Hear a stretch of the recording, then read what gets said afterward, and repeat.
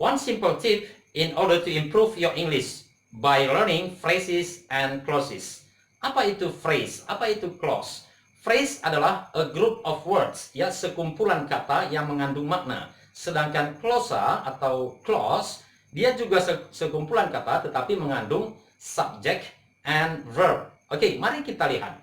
Kita bisa mempelajari phrase atau clause dari teks bacaan. Jadi di sini kita juga otomatis, ya, secara tidak sadar atau secara perlahan-lahan kita juga mempelajari grammar.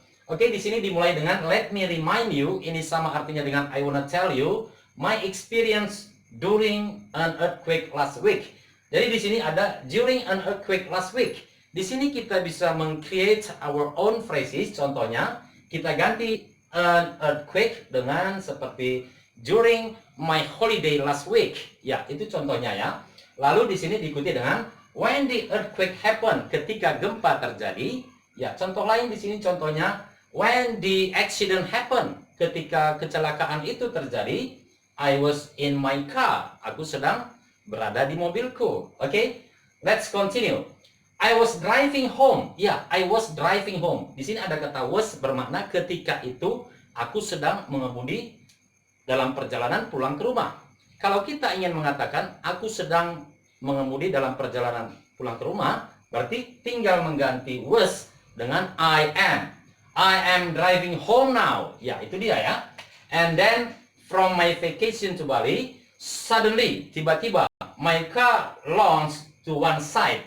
Tiba-tiba mobilku tergelincir ke satu arah, to the left.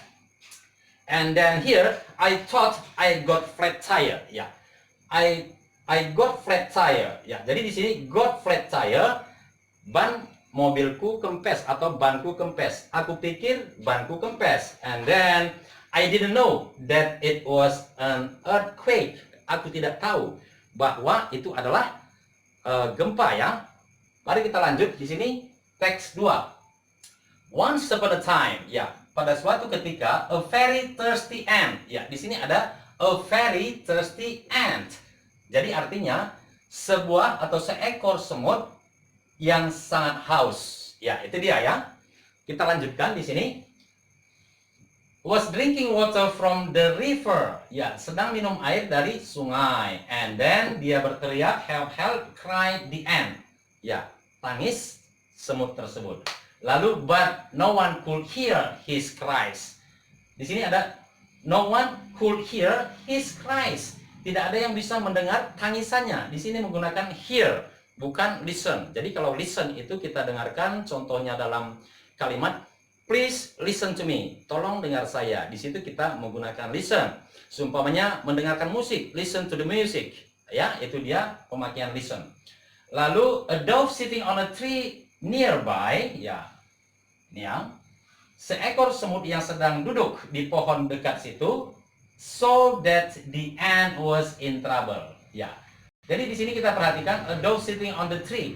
Ini bisa kita create our own clause. Jadi ini termasuk clause ya, karena kata kerjanya dia dimulai dari sini gitu ya. Maaf. Kata kerjanya dia mulai dari saw ya, melihat dalam bentuk past tense. Jadi ini bisa kita create our own sentence atau our own clause. Contohnya, the man sitting over there is my dad atau is my son. Maksudnya adalah the man who is sitting over there adalah ayahku. Itu dia. Oke, kita lanjut. He quickly plucked off a leaf. Dia dengan cepat plucked off, memetik sebuah daun, ya, selembar daun from the tree and dropped into the water. Lalu di sini the ant climbed on the leaf. Ya.